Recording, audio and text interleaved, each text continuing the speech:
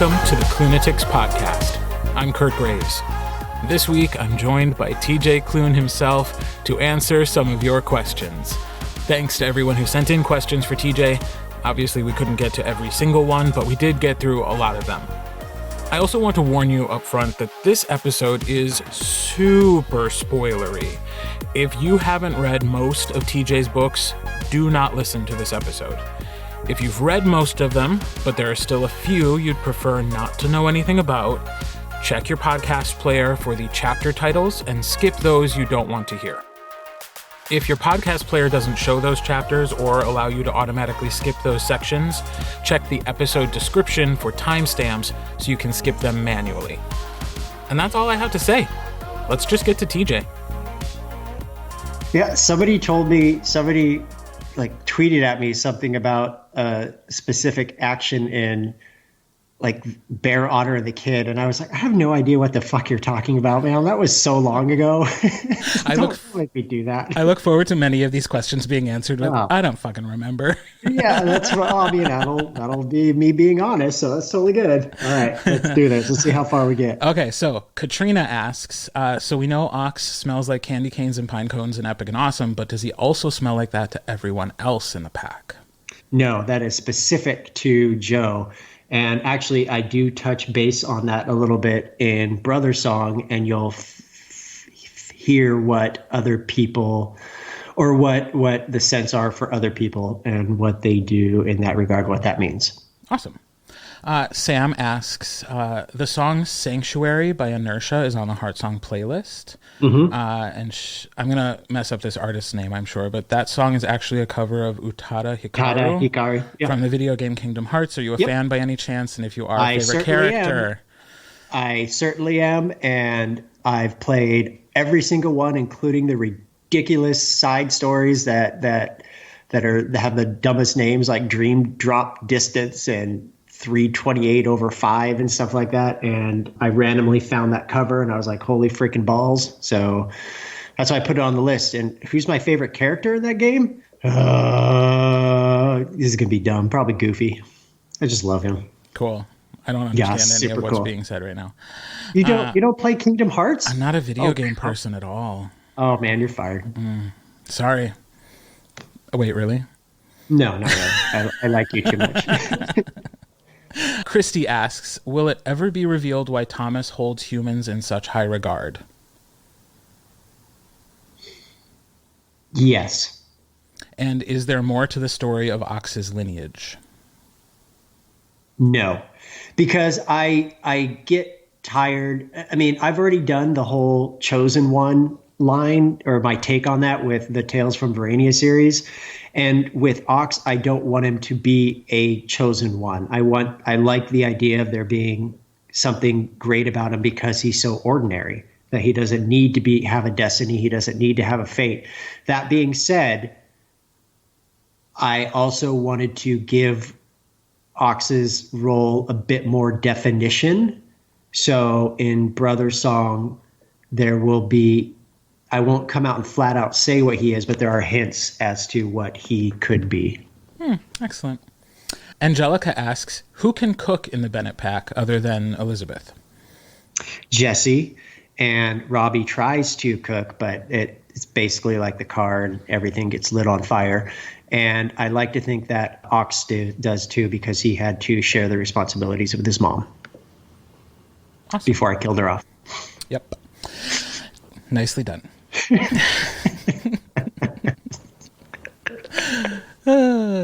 Okay. Jade asks, this is a long one. Okay. As the pack is in the midst of fighting Richard Collins the first time, Thomas almost entrusts his alpha power to Ox, but then Joe arrives to take it as originally planned. If Ox had taken it, would he have been alpha of all, or would that be Joe's birthright regardless? Ooh, that is a hardcore question, and it's something that I've thought about a lot. I think that would have come more with the birthright, because I think that the Bennett name is a thing that carries the most weight. It's not necessarily about that specific alpha power, but more a lineage. And I don't know that Ox would have wanted that regardless. And that is, weirdly enough, it's going to sound like Brother Song is the longest book in the world, but that actually comes up in Brother Song too. So keep in mind that a lot of these questions that people probably have, I've thought about for ages. And the reason I've kept them hidden until Brother Song is because this is the first time that we get to actually hear from a Bennett as opposed to an outsider. And while the book is about Carter and is about Gavin, all the Bennett brothers and Thomas have a very large role to play, as does Ox. And that's all I'll say. Okay. Yeah, how strange that you would wrap up all of these strings in the last book. And when the final book. I know, it's the weirdest thing. I don't know how that happens. It's like, weird. Oh, here's a finale. I guess I better answer these questions now. Jess asks, I love how you didn't let just one point of view of a single character go through the whole series. How do you do that? Do you do any mental prep or detailed plot for each character's personality before writing the next book? I do. And it really depends upon what kind of a book I'm writing, if there is going to be a major outline. With stuff like with Bear Otter and the Kid, and I'll even say the first Tales from Verania book or the How to Be series, there's not a whole shitload of planning done in that, because I like the idea of just going and seeing where it takes me. And Wolf Song was probably one of the books that I did the most planning for to start out with. Because remember, that book wasn't even supposed to be supernatural, paranormal, anything. And then once I decided to go that direction, because my dumb brain, I had to change a whole lot. And then when I actually knew I was going to be continuing it, and before I sat down to write Raven Song, I plotted out the last 3 books, all told. And I actually stuck with it for the most part. But yeah, I want to make sure that what I love about myself, what I love about these kinds of stories is that if you removed all the names and dialogue tags, I think you still should be able to tell who's talking in these, because each character has their very own distinct personality. And I want to make sure that shines through. And that's why I had so much trouble in writing Raven Song on the outset, was because I kept trying to make it too much like Wolf Song. And that book was one of the hardest I had to write, because I was trying to replicate what I'd done before, and that just wasn't working. So once I realized the problem I was having and sat down and figured out what I needed to do to fix it, Gordo's voice became a whole hell of a lot clearer, which led the way for me able to do Robbie and then Carter. Can we just assume that the answer to most of these questions starts with "'cause my dumb brain"? Yes, because that is pretty much how my life works. Maybe that's what we'll call this episode. My dumb brain. Yeah, do that. Brain. That's a good idea. Because my dumb brain. Last question about... Oh, no, that's a lie. 2 more questions I about was going to say, Jesus. Anne asks, you said that you think Green Creek would make a great screen adaptation, and she agrees. Yes. Have you thought about who you would cast as the main characters? No, nobody famous. I want the idea, because what I love about these people is that while the Bennetts are the royalty of this world, a lot of it comes from outsiders looking in on them. And with that, I wouldn't want... Maybe you could get away with having somebody like Thomas be a higher profile actor, because he's not going to be in it all the way through. But I like the idea of a bunch of unknowns being cast as the roles, people that you wouldn't get distracted by their fame being in the role. Because, you go see a Brad Pitt movie, no matter what, your mind is always like, that's Brad Pitt. You can't get away, no matter who he is, no matter what role he's playing. And he's a great actor, but he's always going to be Brad Pitt. And I would love, if Brad Pitt was like, hey, I want to do Green Creek, I'd be like, fuck yes, you can play all the characters. This is totally fine. But I really like the idea of being a bunch of unknowns, because I think that that would make it so much better, and they would be hungry for it. So yeah, Brad Pitt can be Thomas, because that's basically a cameo. He dies right away. Yeah, he does. Spoiler alert. But this episode full of spoilers. Okay, good. As long as we say that on the outset. Yeah. It will be made very clear. This is spoilerific. What I like about Thomas, and this is total tangent sidebar, is how he was killed off halfway, not even halfway through, like a third of the way through the first book. Yet he's had this presence still through the entire series. None more so than he'll be in Brother Song. I think Brother Song, he actually has more page time than any of the other books, just because I love that character, and I love how many mistakes he's made, because I hate the idea of perfection in characters. And while he did seem infallible to Ox, that was because that's how Ox saw him. And then you got the flip side of that with Gordo, and Gordo saw him as a monster. And then you had Robbie, who didn't know him at all, and yet there was still a connection there because of Kelly. And then Brother Song, you have Carter, who was a daddy's boy, and you're going to see that element of their relationship shine through. Sweet. Flashbacks, my favorite. Yes. Oh, I can't wait for you to read this book, man. You're going to be cursing my name for some of the shit I'm going to make you do. So delighted by it. Okay. So this is really the last question about Green Creek. Okay. From Melanie. What would happen if Gordo and Mark ever went over to Abbey to rent a movie from our favorite video store owner, Gus? Gus would kick them out immediately, because I'm assuming that Gordo would be there to rent a Michael Bay movie. And Gus would kick them out of the store right away, and Mark would be super embarrassed, and he would make Gordo leave and apologize as they leave, while Gordo is slinging threats over his shoulder, and Casey is sitting there staring amused. Interesting. Yes. I didn't peg Gordo as a Michael Bay fan, but I guess that's I think canon. he likes stupid action movies. Yeah, okay. Let's admit it. There's sometimes you just want to watch a stupid action movie. It shouldn't be Michael Bay. For anybody listening, Michael Bay is the devil, and you should feel embarrassed if you like any of his movies except for The Rock, which is slightly passable. But if your favorite movie is any one of the Transformers, do yourself a favor and walk into the ocean. Thank you. Okay, moving on to the How to Be series. Jane asks, in How to Be a Movie Star, Josie references getting stoned and chasing getting stoned and chasing ducks in a park. Does this make ducks canon? Asking for a friend. What? Does this make ducks canon? Yeah. Oh, does this have to do with whatever people won't tell me happens in the group that word is banned? Mm-hmm. You are not going to get me in trouble with Sita. Do not. Because she is a delightful person that I am terrified of. So, no, I will not be answering that question, and shame on you for even trying to make me do that. Yes. We did explore that in the podcast about Klune Speak, episode 2.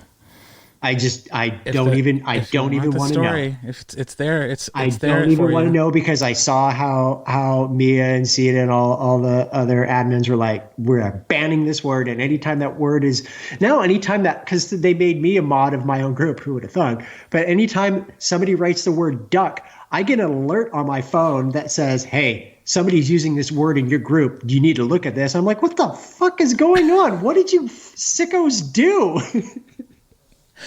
Moving on. Yes, Krista asks, did you laugh maniacally when you decided to end How to Be a Normal Person and How to Be a Movie Star on cliffhangers?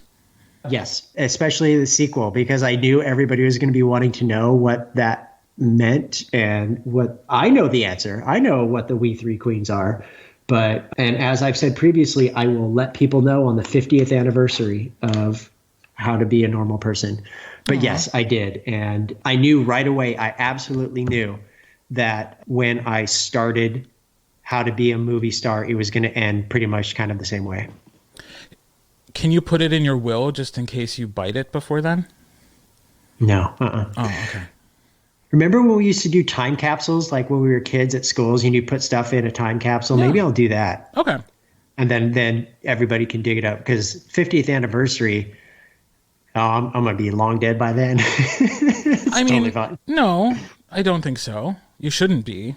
Not with modern. I'll be in my 80s. Yeah. People live into their 90s. People live to be like 100 and something. But once all of this, my face and my body start to like slough off, like I'm that guy in Indiana Jones with his face melting at when he's the Ark of the Covenant, and it just all like starts melting down, then I'll probably just deal with it then. Okay, but that's what plastic surgery's for. Famous authors. I'm scared of needles, so I can't do stuff like that. They put you to sleep. Get over it. How did this devolve into you telling me to get plastic surgery? That's so rude. I don't know. It's a Friday morning. It's been a long week. I'm drinking This is going coffee. so well. This is going great. Shut up. It's going great. Let's see how many times I could say you're fired through this episode. Oh, from this gig, the one I get, the one I don't get paid for, I'm fired. Right, from this one? exactly, Sure, exactly. sure. Yeah, exactly. Okay, last question for the How to Be series. Stephanie asks, would you ever write a book from Casey's point of view? No, I'm done with that series. I like people have been wanting me to do a Xander and Serge book, but I mean, the only reason I did the sequel, even though for years I said I never would, is because I wanted to write a demisexual character, and I hadn't even planned on going back to that universe until I realized, hell, I already had a demi character on saying I'm demi on screen or on page, and I just said, what the fuck? I might as well just do it because I love that world so much. But I just don't see the need to do any more with it. I said what I needed to say in those books, and I think I've been very fortunate in that a lot of people seem to enjoy them as much as I do. So I think I'm good to let things lay at this point. I'm kind of getting to the point now where I'm, in the past few years, I've closed off a lot of series. I've ended a lot of series, and it's not because I'm getting bored with what I'm doing, but I'm getting ready to look ahead as to what's next and what I want to do next. And with I was about to say I want to get away from writing series, but then I just realized in 2 months I'm launching another trilogy. And after that, I plan on doing more wolf stuff. So, and at least a fifth book in the Verania series. Oh, God. This is so dumb. So... so I'm a liar and a fat mouth, but whatever. But no, you're dumb brain. I don't want to do any more. I don't want to do any more How to Be books because I think those two books are good as they are. I don't think there needs to be any more. We did get a question about olive juice from Thea. It starts with a lot of just gushing about how great you are, which I'm going to skip over. What made you decide to focus on the plight of missing Black girls and women that are generally ignored by the media? It comes with the idea. Look, I'm a cis white dude, so I go through life with a privilege that I sometimes don't understand or don't even realize. And it kind of goes to, let's use Cerulean, the house in the Cerulean Sea, for example. The genesis of that book, I had the idea in my head about what I wanted to do with magical children and discrimination and whatnot. So but I couldn't quite figure out how I wanted that to all go together. So I started to research orphanages in the 19th and the 20th centuries, which led me to the 60 scoop, which was the practice in Canada for when the government in the 50s through the 1980s took Indigenous children from their homes and placed them into government sanctioned facilities to want to foster them out to white middle-class families all over the world. And I'd never heard about that. Granted, Canada is not my country, but you'd think that such a life-altering, changing event would be something that we'd all know. And of course, the Indigenous people of Canada know all about it.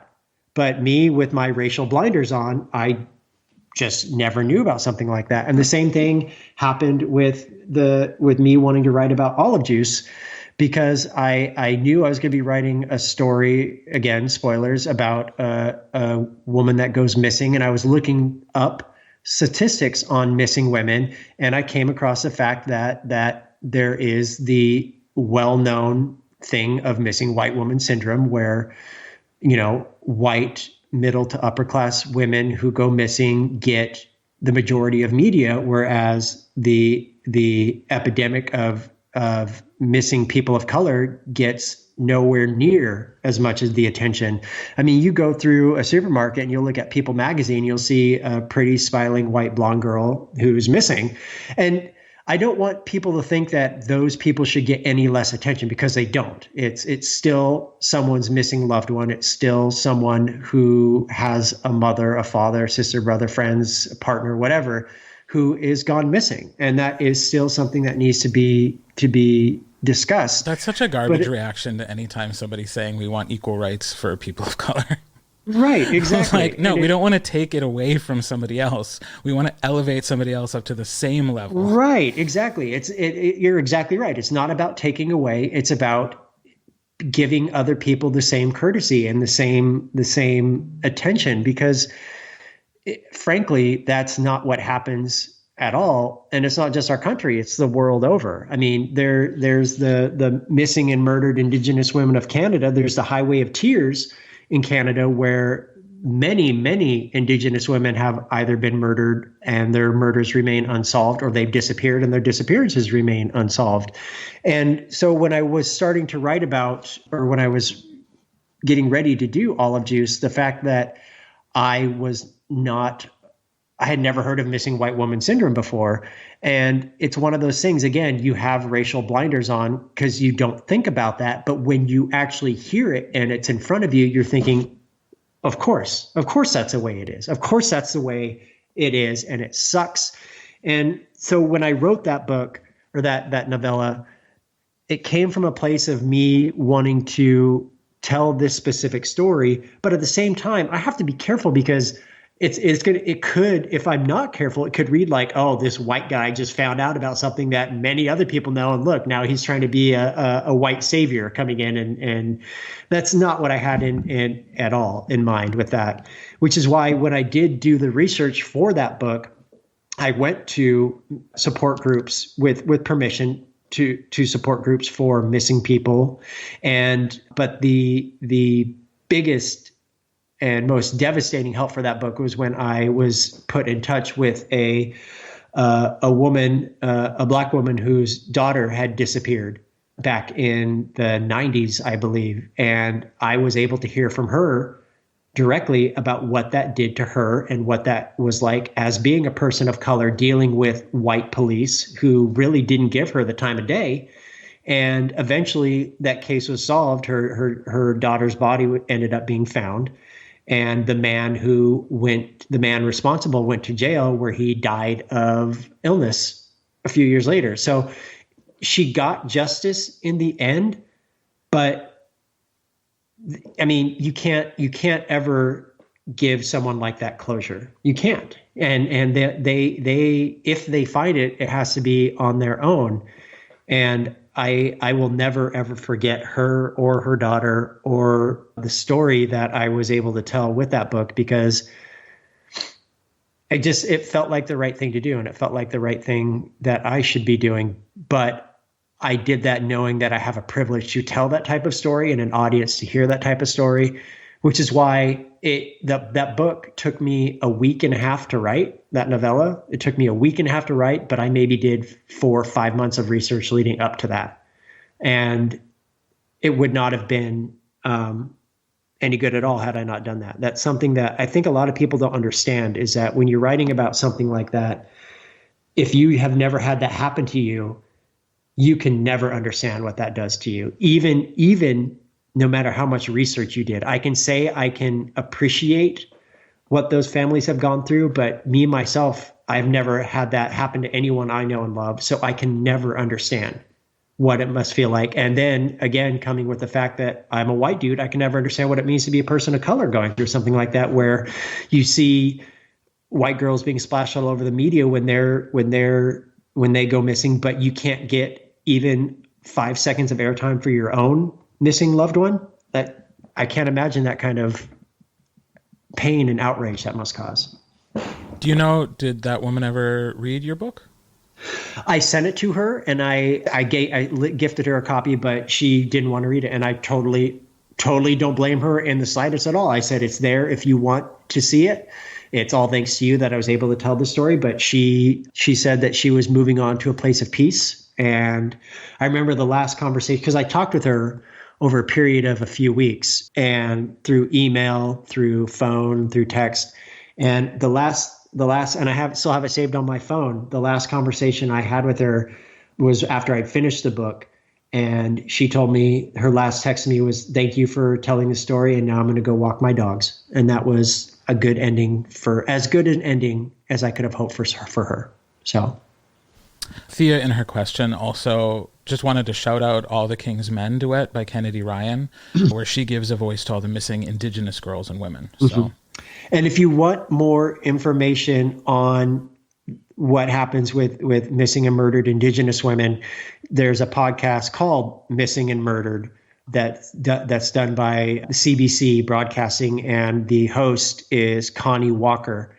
I believe that's her name, and she is an Indigenous woman, and her reporting is top notch, absolutely top notch. There's 2 seasons, and the second season, the first season obviously too is very important, but the second season has to do with the 60 scoop and a woman being taken from her, a child being taken from her home, and the journey of the family to find out what happened. And it's devastating, but oh so important. So please listen to that.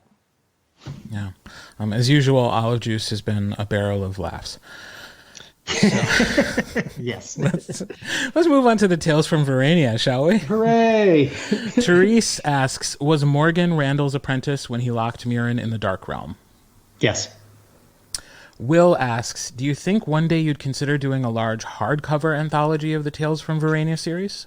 No, because since these are now self-published, since I took the rights back from the publisher whose name I can't mention, I self-publish them. People don't, I get this question a lot about various books. People don't understand how extraordinarily expensive that would be.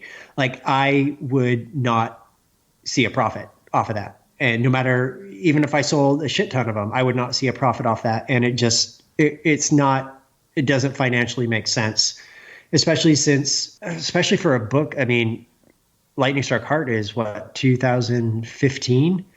I don't need to do that. I think the covers and the paperback versions they are now look very nice. So I'm hoping people will just use those.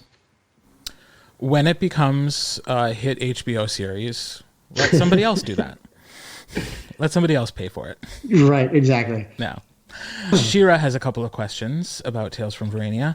Okay. Sam gathered all the dragons and learned to enhance his own powers through them. Why was this not used in any sort of way in the final boss battle against Murin?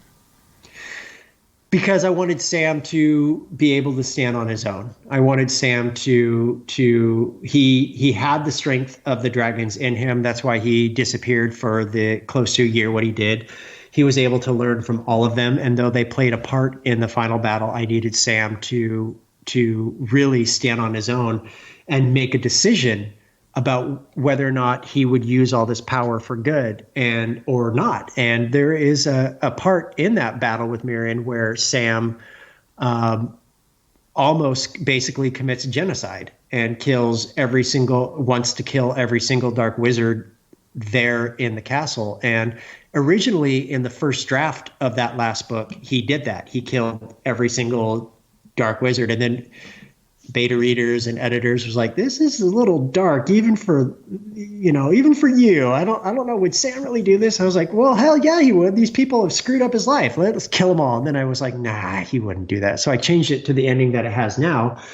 But I will say this, Sam, there are repercussions from what Sam did there. And those come out to play. He has to come to terms with what's inside of him, and he does that through his friendship with Justin in the next book.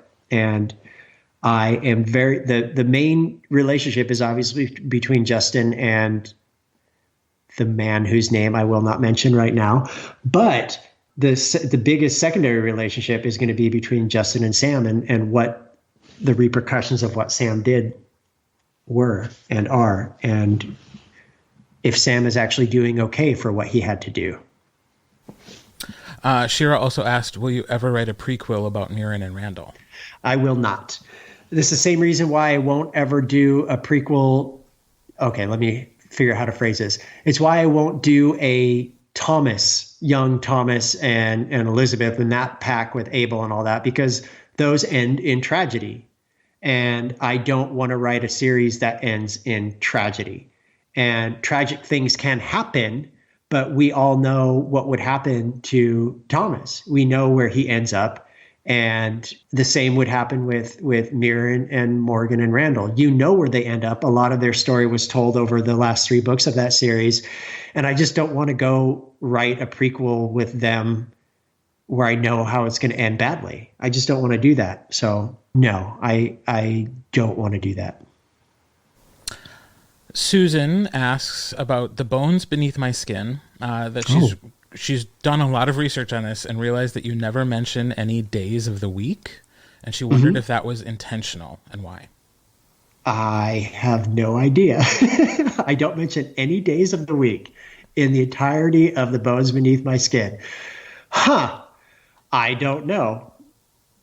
I can't tell you why. So clearly it wasn't intentional. Right? It was not. I don't know if that would have added anything if I'm thinking about it, but, this happened on a Tuesday. This happened on a Wednesday.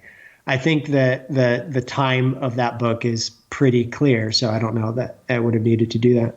Yeah. We had a couple questions about House in the Cerulean Sea. From Richard, of all the possible titles that could have been emblematic of the story and spirit of the book, how did you guys come to The House in the Cerulean Sea? That wasn't the original title of the book, and I actually fought against that title of the book. The original title of the book was from Linus's Mousepad, Don't You Wish You Were Here? And I love that because I had this idea in my head of the cover looking like a postcard and with the house in the Cerulean Sea in the background and whatnot. But Tor said that wasn't fantasy enough and they didn't want to ask a question on a cover, which I get. That may make sense in a certain way. So they went through the book and we all went through and they found the line, the house in the Cerulean Sea, which is one of the very last lines uttered in the book. And they said, what about this? And I said, sure, why the hell not? I was at that point, I was like, I don't know if I can say no to you guys because you've given me a lot of money to do this and I don't know my rights. So I'm totally fine. I like the title because I think that it adds to the cover as well, how that ended up. But let's take that one step further with my next book from them that comes out in March of next year, Under the Whispering Door. That wasn't the original title. The original title of that book was A Tremendous Death of Wallace Price. And I loved that title. I thought that was very cool and I was very happy with it. And then Tor was like, it's not fantasy enough. And I said, what? What do you mean? I was actually kind of upset that they wanted to change that one. And they came up with Under the Whispering Door and I did not like it. And I told them that. And then they said, well, sit on it for a little bit and we'll see if we can come up with anything else. And so I did sit on it for a little bit and it grew on me because I know things about the story that title hints at that make sense for it. I mean, because you have the idea of, you're not standing at the Whispering Door, you're standing under the Whispering Door, which is a major plot point for what goes on in this book. So I was totally fine with that. However, my third book with them that I've already written, In the Lives of Puppets, I told them I will fight tooth and nail to keep that title because it's a direct quote from Carlo Collodi's Pinocchio. And that book, which the book is used as inspiration. And so I want to keep that title. So flash forward like a year and a half from now, it's titled something different. And I'll be on this podcast going, yeah, I totally wanted to change it too. It sounds great. After I sat on it for a little while, I really started to like their new title. After I thought about it, I realized that the people who pay me are right. Thea asks, Sal in Cerulean Sea is my favorite of the kids. Was I imagining the message that young black boys, even if they are large in size, are not to be feared as they are just kids like anyone else? Correct. Because all you need to do is turn on the news now to see black men, young black men being recorded for just existing. The police being called on them for just being alive. And I was very conscious of that fact because they are seen as, for some reason, certain people see them as intimidating and that's something to be feared, which was the whole idea of Cerulean Sea to begin with, that these people were discriminated against because others were scared of them. And so I wanted Sal to have that presence, but I wanted to use it against the people that have that prejudice, and which was why he is a big dude. He's a big teenager, but he's so shy and reserved and soft. And then when he gets to read his poem for the first time in front of the class, that shows you just how deep he is, how much of a wonderfully thoughtful and yet still scared man or boy that he is. And I think that when I wrote that poem, that was the first time that I realized how tremendous of a character he could be and how brave and how amazing he was. He doesn't speak as much as the other kids, as I think, barring the Wyvern Theodore, he has the least amount of lines, but everything that I tried to make everything he said seem weighted and profound, not because I was trying to go follow any kind of ridiculous tropes that often follow magical people of color. They're used like that, but I wanted to make sure that he had a presence about him that he could be seen without having to say much at all. I think that's what I'm trying to say. Yes. Yeah. We got a question about the Seafarer Chronicles, which I didn't even realize were called that. Yeah, that was the former publisher that we do not discuss, needing to put a series title to that, and I hate it. Yeah. But what can I do? So the Bear Otter in the Kids series. Yes. Lisa asks, in The Art of Breathing, when Ty is on his way back to school, he stops in Girard, Pennsylvania. That is her hometown where she grew up. Have you ever been there, or is that just a random town you picked off a map? That is a random town that I picked off a map, because that is what I sometimes do with stories like that. I always try to find little small towns that I've never heard of before. Like in Heart Song, there's that town in Kentucky towards the end. In The Bones Beneath My Skin, there's a town that they end up towards the very end. And what's so funny is anytime I put these little small towns in books, it never fails that I hear from someone goes, "You put my small town in a book." And I said, "Oh, okay. Shit, did I make fun of it?" Because if I did, I'm sorry. That's not what I meant to do. But no, I love being able to, like, I think it was in The Bones Beneath My Skin. They go to Bird in Hand, Pennsylvania. And there's a town in Pennsylvania called Bird in Hand, Pennsylvania. And I find that fascinating. There's, of course, I would know this, there's Wikipedia lists with odd town names. My favorite, and which is why I used it in Blasphemy, is Truth or Consequences, New Mexico. I just think that I've actually been there, and it is a no offense. If anybody's listening to this from Truth or Consequences, New Mexico, I'm sorry. Because it's a very desert town. And I would know that, seeing as how I lived in a desert town for 15 years. I grew up in a town called Sheboygan, which is that's a fun name. You should use that. Yeah, that is a boy. And I've heard of that one. I like to say that, Sheboygan. Yeah. We got a couple of questions about Burn that I'm just going to kind of combine into one. So Mary and Will, I'm combining your questions. So we know that Burn 2 will never happen. Yes. And you mentioned I get questions about that all the time still. Yeah. And I'm just like, sorry, it's just, I've moved on. Yeah. But you mentioned that parts were taken for Verania. So with time now passed, what will you tell us about the plot for Burn 2, just to put it to rest? Oh, this is probably going to piss people off because they're going to be like, well, now you have to write it. 7, the love interest in Burn was, how do I put this? Because it's not, I didn't plot it out entirely, because it died because of the whole handling of that book and what it was essentially going to be going with a multiverse kind of a theory. 7 was, there's also a 6 and a 5 and a 4 and a 3 and a 2 and a 1. And there was this whole entire other universes, and the tree god at the end was basically the crux of all these universes, and he was bored and tired with everything, so he was just going to destroy absolutely everything. And which is why the ending of that book happened as it did. And I had this whole big plan. It was going to be, almost like a metaphysical X-Men kind of a thing, but I should not have written that book when I did. I was not ready to write that size of a book with that many characters. And I when I got halfway through writing Burn, I realized I probably was in over my head a little bit, but I soldiered on as best I could.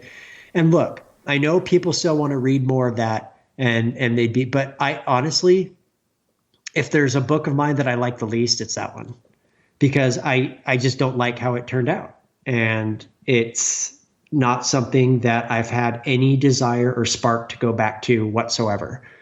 And I know that that's going to upset a few people, but that's just how I am. And I'm my own harshest critic. I know that, but it's not something I'm interested in doing anymore. And honestly, I think I took what I learned from that and basically put that into like the Green Creek series with a large cast of characters, everybody with their own big distinct personalities, and the idea of this found family coming together like that. And I took elements from what I planned on doing with Burn sequels and put those into Verania because I wanted to use them still. So it's just one of those things that happens. You hope for the best, and sometimes it doesn't work out.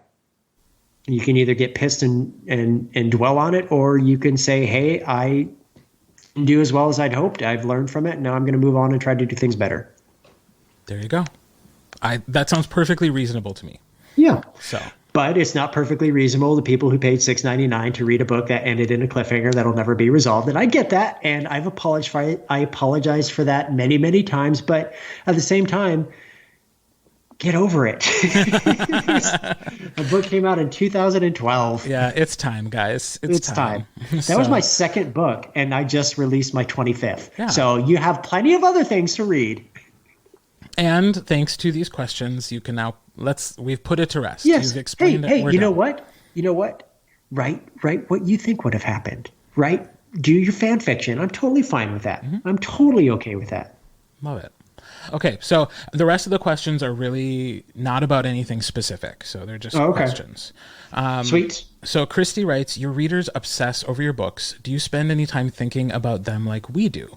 Like, have you made a choice in a published work storyline-wise or character arc-wise that you wish you had done differently or would like to see play out more? Or are you able to literally close the book and let it go? We'll see. We just came off that. Burn is a good example of how I wish I could have done things differently. You see it played out differently. Bear Otter and their kid, I wish I had done a couple of things differently in that, just because I'm so sick of, and this is why I don't really touch on homophobia anymore, because it's so boring. Everybody knows homophobia is stupid, and I hate the fact that I decided to make that part of my first book. But I was a different person back then, and I've never gone back to look at Into This River I Drown, except for when I started writing Bones Beneath My Skin, knowing that I was going to have one of the characters in that show up in Bones. And I only looked through parts of that just because that book almost killed me to write. It was so difficult to write. And so I've never really gone back to that. The only time I ever really go back to books is like for example, right now, since I just finished Tales from Verania Book 5, I had to go because I couldn't remember what color hair Justin had. I couldn't remember if I'd done certain things for specific characters that I'm trying to be vague about. So I have to go back and look through certain parts. But it's like when I hear my books, like for you, when you read my books, when you're doing the narration, I can listen to parts of it, but I can't listen to the whole thing because it weirds me out just because I don't feel comfortable hearing somebody read my own words to me. Like, I would love to be able to listen to all of Green Creek. I would love to be able to listen to Michael doing the Tales from Verania. I just can't. I absolutely can't. And one of the worst things that's ever happened to me was I was clicking through, I don't remember which book it was. No, I take that back. It was the third book, what was it? The Consumption of Magic, where I got pissed off at people who said my books needed more sex and wrote that 10,000 word sex scene in that book. So I was clicking through the assets that the former publisher had sent to me, and I was like, okay, let's just see what Michael did here. And I clicked on, and it was right in the middle of that sex scene, and I'm gross for writing what I wrote in that. I'm fucking gross. And I was like, I could feel the blood draining from my face, and like my hand was shaking as I was trying to turn it off, but I couldn't find the right button to turn it off. And Michael's just in my ear going, "Yeah, and they were fucking so hard." And I was like, "Oh my god, why did I do this?" So, TJ, that scene is so tame compared to some of what I've read. I know, it absolutely is, but stuff like that just really weirds me out. But the only reason I go back to former books is if I need to remember something that I'd done before for another book in a series or another book set in the same universe. Because you have to understand, by the time you get the book in your hands, let's use Cerulean for an example. By the time you got Cerulean in your hands, I have obviously written that book, then written subsequent drafts of the book, then sent it to my beta readers who sent it back to me, who then I had to go read it again and again. Then I send it into the publisher, and then they'll send me the first round edits, and I will have to read through it like 3 or 4 times, and then I send it back, and then they send it back with the next edits. I read through it again, and then they send it to like sensitivity readers or proofreaders. I have to read through it again. I am so sick of my own story by the time the book comes out that I never want to read it again. So it just happens, but it doesn't last very long. It's a period where finally I get to start hearing what people think. And that's when I'm like, okay, good. I'm happy with it. And then I get to talk about the books, which is great. But there's a period of a few months where right when the edits finish that I never want to touch that story again. Ever. I never want to hear about it again. I don't care if it's good. I don't care if it sucks. Never send it to me again. I get that. I don't like hearing the stuff I do either. But that's why. But like how many times you listen to like the scenes that you do? Because you have to go back and listen to them, right? Not anymore. Now I pay somebody else to do it. Oh, yay. Yeah. See, that works. Yeah. You're so involved in the story, and you know all the ins and outs and the intricacies that you get sick of it. And if you had to keep on going, probably you'd change the ending where everybody just drives off a cliff, and it's just like, God. Well, and I don't get to change the ending, but I know like every choice I make, I'd be like, oh, I could do that differently, or I could do that better, or maybe the joke would be better if I emphasized this. Around a little bit. What was that? Let me ask you this: when you did Heart Song, were there things that you'd wish you had changed that you had done in Wolf Song? Oh God, yeah. If that book wasn't 18 hours long, I would have re-recorded it by now. Yeah. Just because it is still the most popular thing I've ever done, and that's mortifying. Well, obviously, it's the most popular thing you've ever done for a reason, because it's very, very good. But see, you understand like how I am. Like, I'm like, this sucks. I don't want to do this anymore. Yeah. I totally get that. Yeah. That's how it is. Producers of this podcast have wanted to use more quotes from that book, like in the podcast. And I keep cutting them because I'm like, nope, I don't like the way it sounds. Yeah, no, you get it. And I think probably a lot of people listening, even with that explanation, still won't understand that. And that's okay. You don't have to understand that. But just know that artists get sick of their art. It just happens. Not always, and it doesn't usually last forever. But it gets to the point where we get tired of ourselves and the story we're trying to tell. Yeah. Jane asks, with your signing to Tor, it seems like a lot of your writing goals have been met. What goals have you set now for your writing, and what do you still want to see happen? Here's the thing. Yeah, that's a big deal, and it's awesome and amazing, and it's the time of my life, and I'm so thankful for where I am. But my goal is I'm a good writer.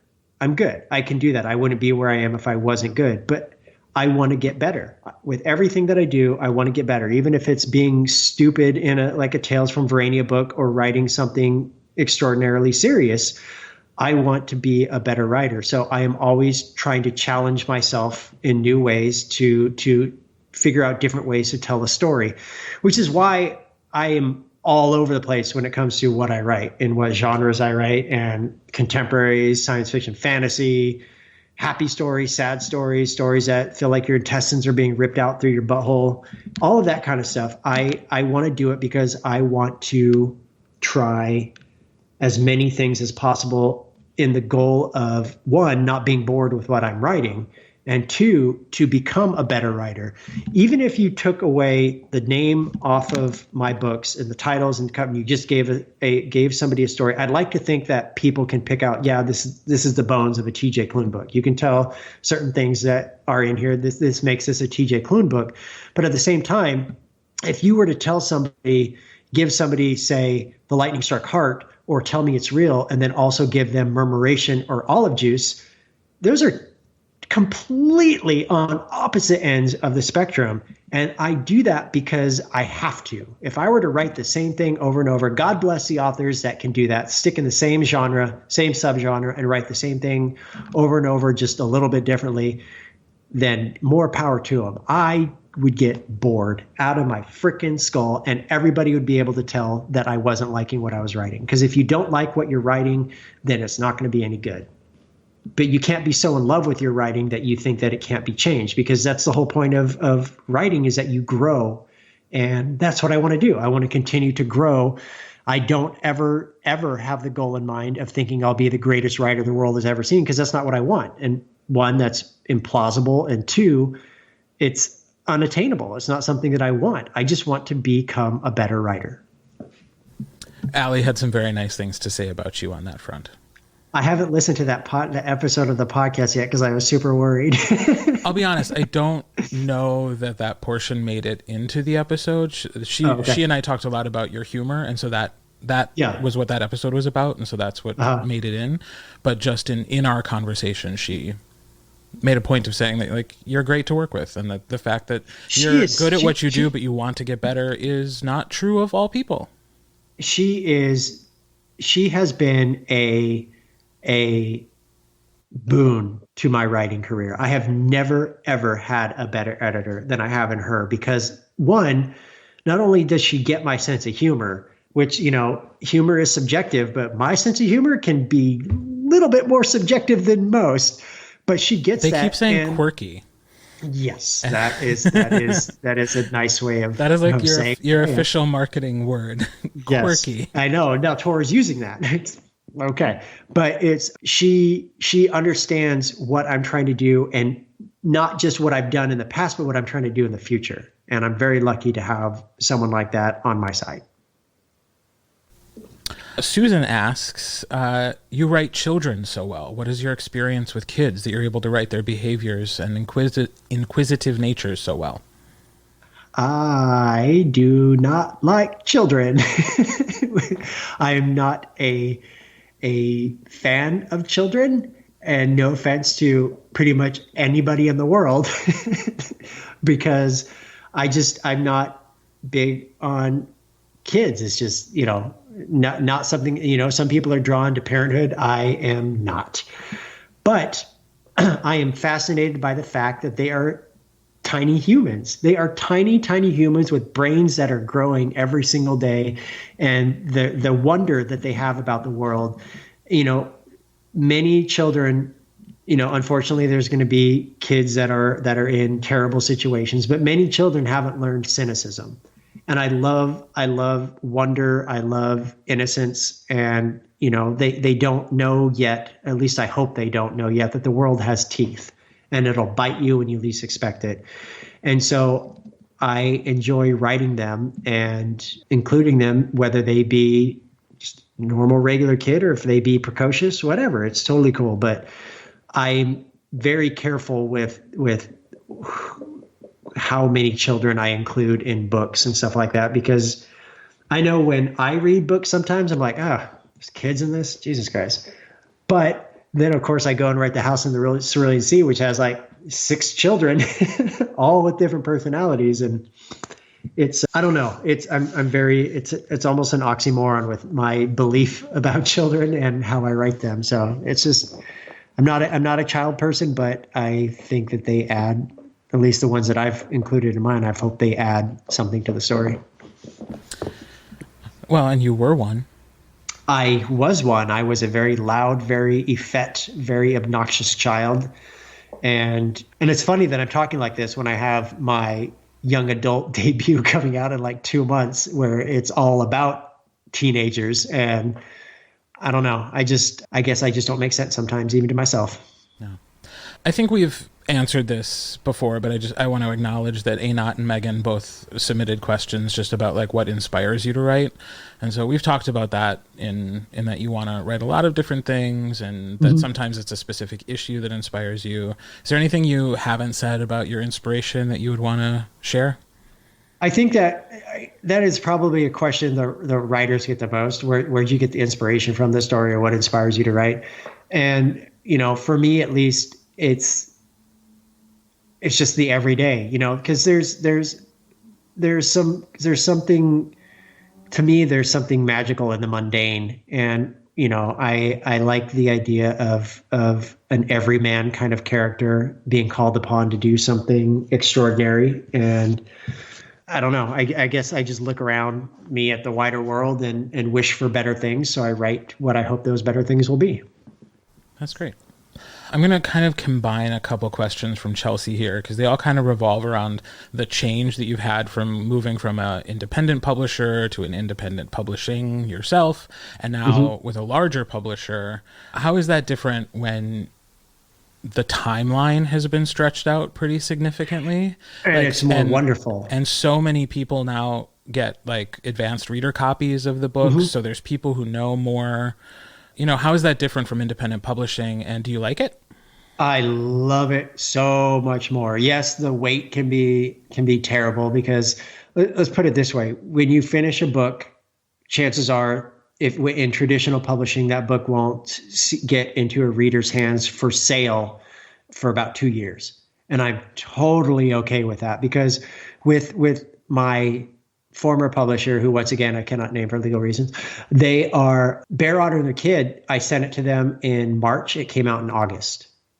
And that timeline is fucking bonkers. That is bonkers, but that's how they did it. And it wasn't until the very end where they decided to push books out a year or more to actually fall in line with how most publishers should work. And that extra time can only be made to make the book better, whether it be through editing, whether it be through promotion, whether it be through any little detail that readers might not think of. But I can never ever go back to the way it used to be. Like for example, with the Tales from Verania book I just finished, if I wanted to, I could turn around tomorrow and sit down and start rewriting the next draft.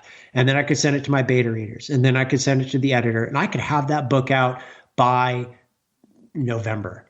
But I don't want to, because I want to give it time to actually do what needs to be done to make it better, which is why that book is not going to come out until the end of 2021.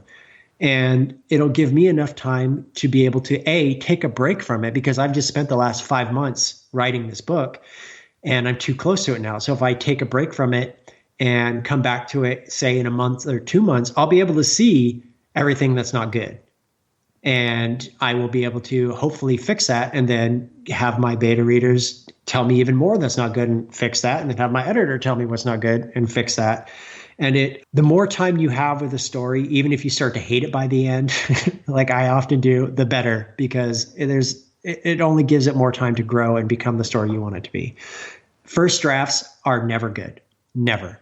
And anybody that tells you otherwise is either a liar or fooling themselves. This first draft is like 180,000 words, and it's a mess. It is an absolute mess. There's plot lines that I've started, plot threads that I've never followed up on, stuff that I'm going to take out, extra crap that doesn't even need to be in there, cameos that have no place in the story, but I wanted to put them in there just because I thought, readers would like to see this character again, but it's pointless. They don't add anything to the story, so I'm just going to go back and take it out. And that's just, first drafts are meant to get from point A to point B, the beginning, the middle, and then the end. Once you get there, you can actually go back and actually start telling the story that you want to tell. Yeah. Paula asks, if you were to recommend a sci-fi or fantasy book to someone, what would it be?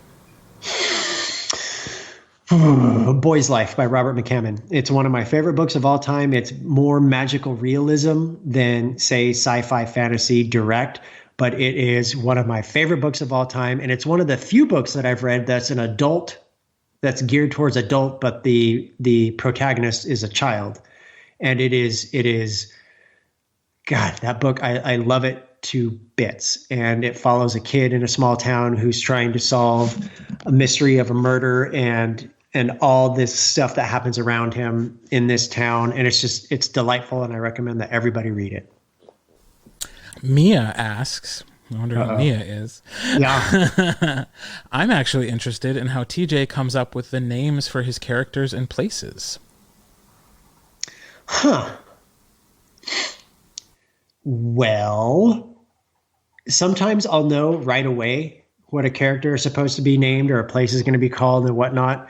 Verania was initially called Arcadia, but then another queer sci-fi book had just come out that had that same name in it. And plus, Arcadia is pretty much ubiquitous for a fantasy location. So I got rid of that and changed it to Verania.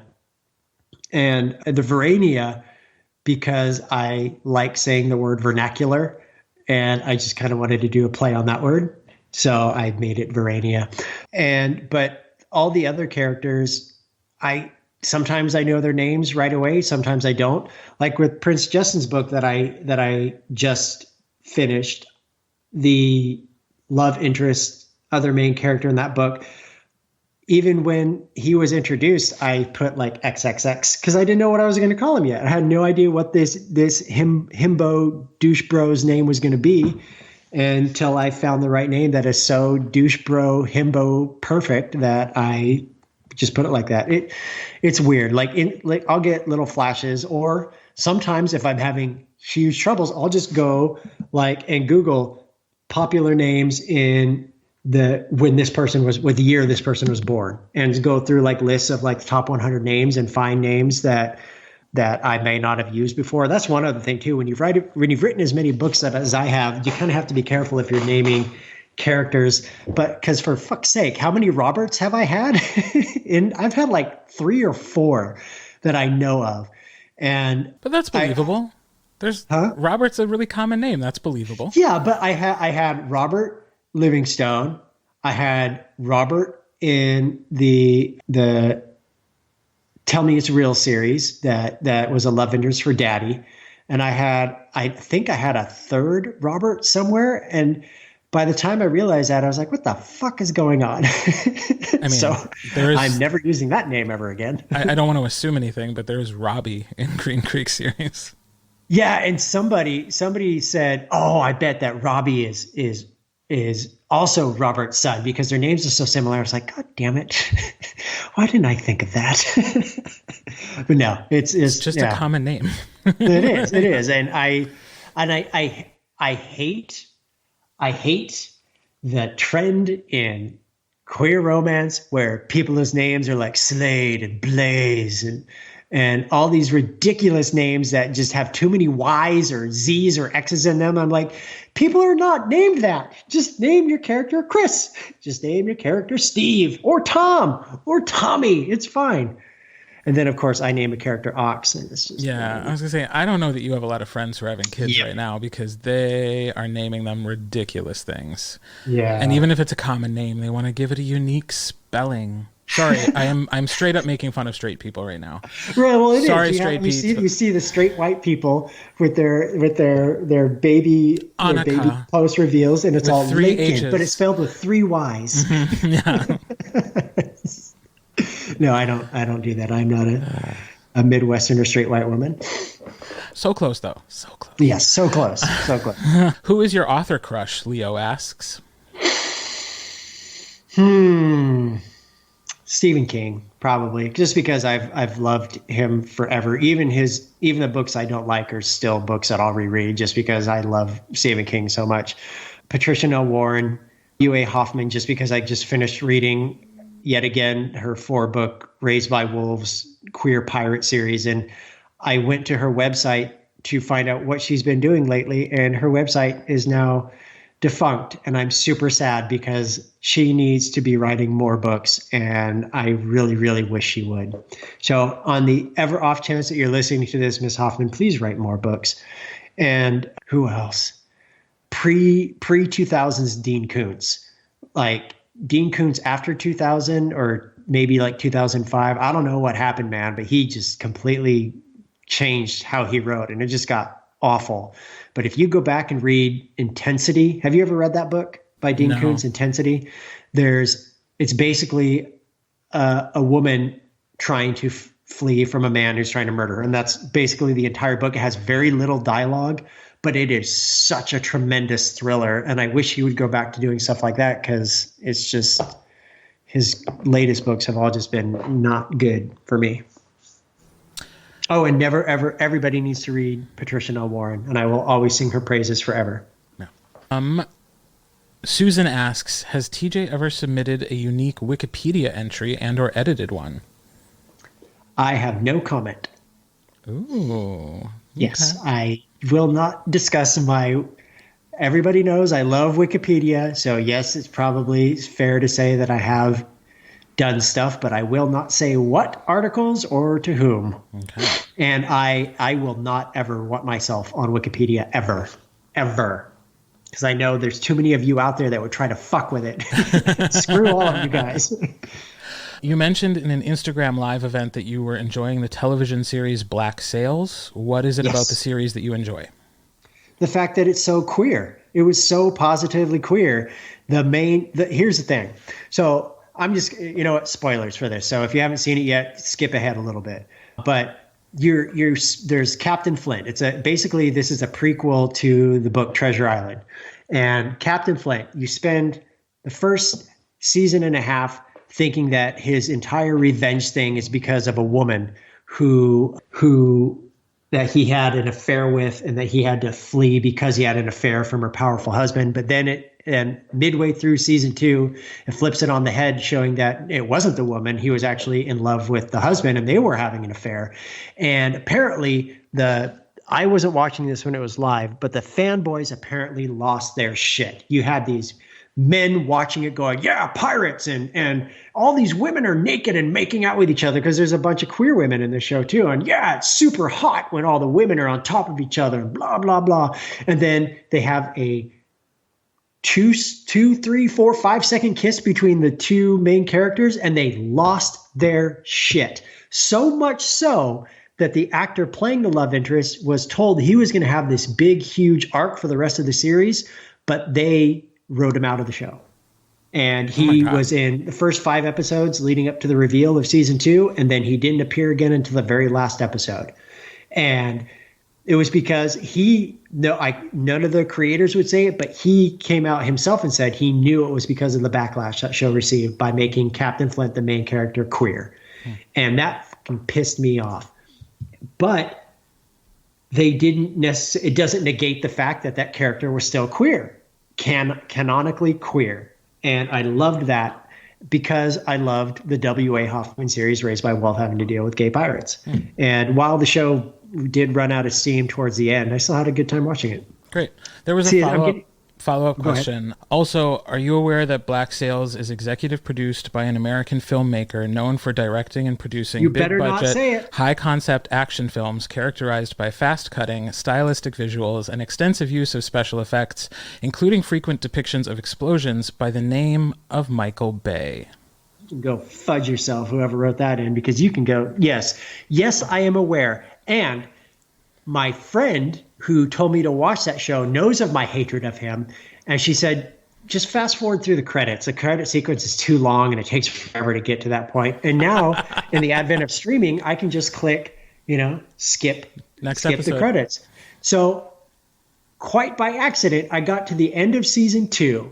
I hadn't bought season 3 yet, so it doesn't skip ahead to the next episode. So I was watching, and all of a sudden it said executive produced by Michael Bay, and I said, there better be a different fucking Michael Bay. I swear to fucking God. So I went online, and nope, it's fucking Michael Bay. And I texted her. I said, you son of a bitch, that's why you told me to skip over it. She's like, yes, but gay pirates, yay. And I said, fuck you. But I finished watching it. And wow. Michael Bay did not write it, and he did not direct any episodes, so I'm okay. No. Well, you can fire me one more time because I wrote that question. Oh, you son of a bitch. So, because we're out of questions. That was all of them. You did them all. Hooray. Nicely done. Thank you, everybody, for sending in questions, except for that last one. Screw you, Kirt. Yep. But I really appreciate it, and I'm glad that that everybody submitted those. Me too. So thank you so much for taking the time. I know this will be one of our most popular episodes because whenever you pop up, people are like, oh my God, I'll listen to it 4 times. Yeah. I don't know why, but that's totally cool. But thank you for that. I know I'm very, very fortunate in that I get to do what I love most and to have all these people come with me along on the ride. And I will not forget most of you when I make it big time. I probably will become more emotionally distant, probably even cold. Mm-hmm. And I will, if you see me on the street or if we're walking by each other, I won't say hi to you, but I will give you a tiny little half smile to let you know that I think I remember your name. And then I'll move on and forget. That's all we can really ask, right? Yeah, it's hard out there for a pimp. Wow, that was the whitest thing I could have said right then. Awesome. Just the way you said it was super white. Right, it is. Yeah, I'm hardcore.